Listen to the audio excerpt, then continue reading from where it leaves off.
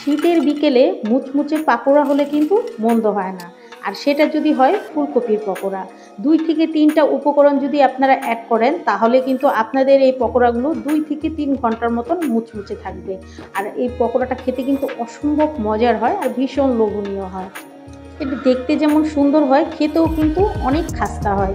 বিকেলে যদি ধোয়া ওঠা এরকম পকোড়া হয় তাহলে কিন্তু অন্য কিছুরই আর প্রয়োজন হয় না। আসসালামু আলাইকুম viewers, welcome to my channel Roksana cooking show. চলে আসলাম নতুন আরও একটি রেসিপি নিয়ে। আশা করি আপনাদের কাছে আমার এই ফুলকপির পকোড়ার রেসিপিটা ভীষণ ভালো লাগবে। তবে চলুন তাহলে দেখে নেওয়া যাক। তো প্রথমেই কিন্তু আমি একটা ফুলকপি নিয়ে নিয়েছি। তো আমি মিডিয়াম সাইজের ফুলকপিটা নিয়েছি। আপনারা যতটুকু পরিমাণ তৈরি করবেন সেই অনুযায়ী কিন্তু বড় ছোট করে নিয়ে নিতে পারেন, কোনো সমস্যা নেই। তো পিছের যে অংশটা আছে সেটা কিন্তু আমরা ডাঁটিটা বাদ দিয়ে দিলাম, আর যে পাতাগুলো আছে সেগুলোও কিন্তু আমরা বাদ দিয়ে দিব। এই দেখুন, তো আমি ফুলগুলো কিন্তু এভাবে কাট করে নিচ্ছি। একটু ডাঁটি সহই কাট করার চেষ্টা করবেন। আপনার ফুলকপির পকোড়ার যদি ডাঁটিগুলো না থাকে তাহলে কিন্তু দেখতে সুন্দর লাগবে না, সেজন্য অবশ্যই চেষ্টা করবেন একটু লাম্বাটে ডাঁটি রেখে তারপরে কাট করার জন্য। তো আমি মিডিয়াম সাইজ করে কিন্তু সবগুলো ফুলই এভাবে কাট করে নিচ্ছি ডাঁটি সহ। একটু খেয়াল করুন তাহলেই বুঝতে পারবেন। তো আমি সম্পূর্ণ ফুলগুলো কিন্তু এভাবে ছাড়িয়ে নিচ্ছি।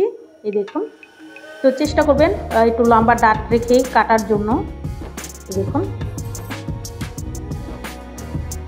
তো আমি এভাবে কিন্তু ছুরির সাহায্যে সবগুলো ডাঁটি ছাড়িয়ে নিচ্ছি।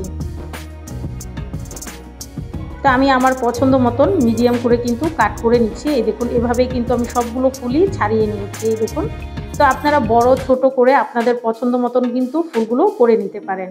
এই দেখুন, তো আমি সবগুলো ফুলই কিন্তু ছাড়িয়ে নিয়েছি আর এইরকম মিডিয়াম সাইজ করে কাট করে নিয়েছি। তো এক সাইড করে এটা রেখে দিচ্ছি। অন্যদিকে একটা কড়াইয়ের মধ্যে আমি পরিমাণ মতন পানি দিয়ে দিচ্ছি।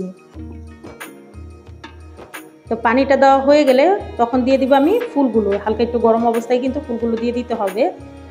তো আমি একে একে কিন্তু সবগুলো ফুলকপি দিয়ে দিচ্ছি। তো এটা 5 মিনিটের মতন কিন্তু আমরা জাল দিয়ে বলকা নিয়ে নিব। এর বেশি সময় কিন্তু প্রয়োজন হবে না। তো আমি 5 মিনিটের মতন সবগুলো ফুলই কিন্তু একটু বলকা নিয়ে নিব। এর চেয়ে বেশি আপনারা জাল দিয়ে কিন্তু এটাকে একদম নরম করে ফেলবেন না। 5 মিনিট ফুটে উঠলেই কিন্তু হয়ে যাবে। তো 5 মিনিটের মতন কিন্তু এটাকে আমি বলকা নিয়ে নিয়েছি। এই দেখুন, ফুলের কালারটাও কিন্তু চেঞ্জ হয়ে গেছে। তো এখনও কিন্তু আমি একটা ছাঁকনির সাহায্যে এটাকে নামিয়ে নিচ্ছি। তো এর চেয়ে বেশি কিন্তু আর করবেন না, তাহলে কিন্তু আপনাদের ফুলগুলো একদম নরম হয়ে যাবে আর পকোড়াগুলো কিন্তু মজার হবে না। এক সাইড করে নামিয়ে রেখে দিয়েছি। এখন একটা ব্যাটার তৈরি করে নিচ্ছি। দিয়ে দিচ্ছি হাফ কাপ ময়দা, দিয়ে দিচ্ছি 1/4 কাপ কর্নফ্লাওয়ার। আমি কর্নফ্লাওয়ারটা দিচ্ছি, আপনারা চাইলে কিন্তু চালের গুঁড়োটাও দিতে পারেন। দিয়ে দিচ্ছি 1 টেবিল চামচ মরিচের গুঁড়া, ঝালটা আপনারা আপনাদের পছন্দ মতন দিয়ে নিতে পারেন। দিয়ে দিচ্ছি হাফ টি স্পুন হলুদের গুঁড়া, হাফ টি স্পুন দিয়ে দিচ্ছি গরম মশলা গুঁড়া, হাফ টি স্পুন দিয়ে দিচ্ছি গোলমরিচের গুঁড়া। আমি কালো গোলমরিচের গুঁড়াটা দিয়েছি, আপনারা চাইলে কিন্তু সাদাটাও দিয়ে নিতে পারেন। দিয়ে দিচ্ছি হাফ টি স্পুন আদা গুঁড়া, হাফ টি স্পুন দিয়ে দিচ্ছি রসুন গুঁড়া, দিয়ে দিচ্ছি স্বাদ মতো লবণ। দেওয়ার পর একটা হ্যান্ড উইচ দিয়ে মিশ্রণটাকে আমি ভালো মতন মিশিয়ে নিচ্ছি। অবশ্যই হ্যান্ড উইচ দিয়ে কাজটা করে নেবেন, এতে কিন্তু মিশতেও সুবিধা হবে আর কোনো রকম দলা বা লাম্পস কোনোটাই থাকবে না। তো আমি ভালো মতন মিশিয়ে নিলাম। এখন আমি পরিমাণ মতন পানি দিয়ে একটা মিডিয়াম সাইজের ব্যাটার তৈরি করে নেব। একবারে কিন্তু পানিটা দিব না, যদি পরে প্রয়োজন হয় আবার কিন্তু কিছুটা পরিমাণ পানি দেওয়া যাবে, সেজন্য কিন্তু অল্প অল্প করে পানি দিয়ে একটা ব্যাটার তৈরি করে নেবেন। এই দেখুন, তো আমি ব্যাটারটা কিন্তু তৈরি করে নিচ্ছি।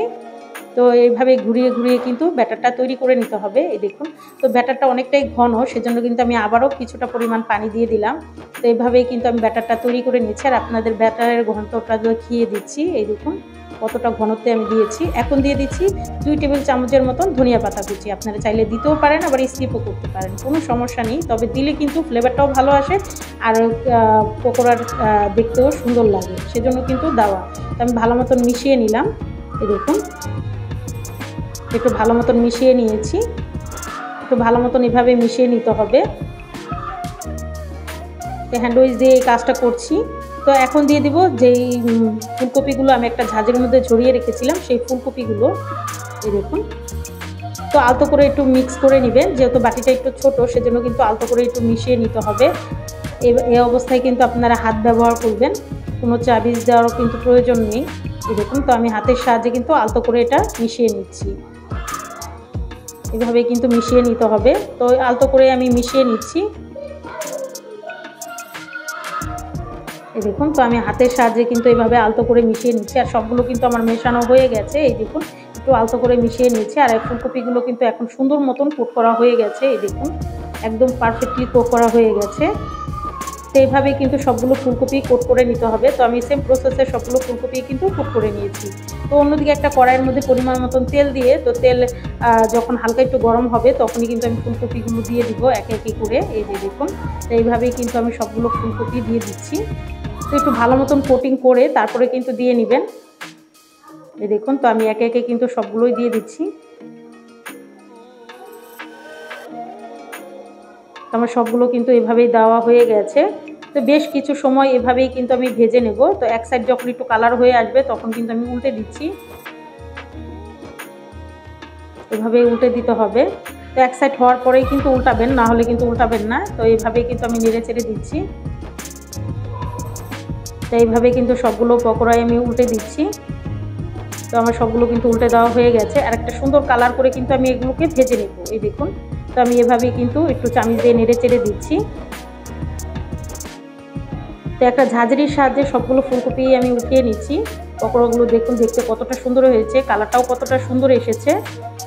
এই দেখুন, তো সেম প্রসেসে কিন্তু এই সবগুলোই আমি উঠিয়ে নিলাম। তো বাকিগুলোও কিন্তু আমি এই তেলের মধ্যেই ভেজে নেব এক এক করে।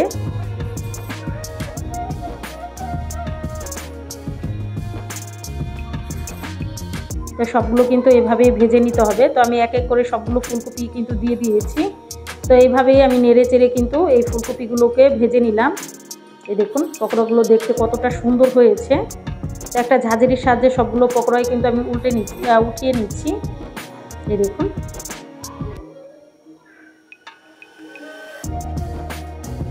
তো আমার সেম প্রসেসে সবগুলোই কিন্তু ভাজা হয়ে গেছে। একটা প্লেটের মধ্যে আমি সার্ভ করে নিচ্ছি।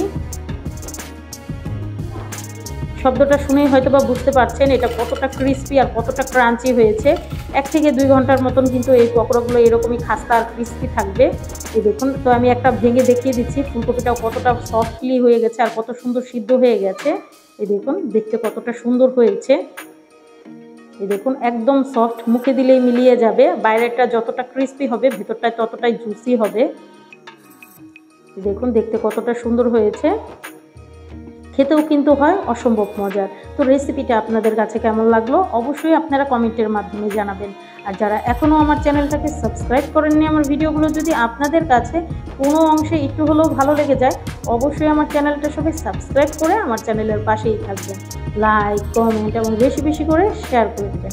সবাই অনেক বেশি ভালো থাকবেন, সবাই সবার জন্য দোয়া করবেন।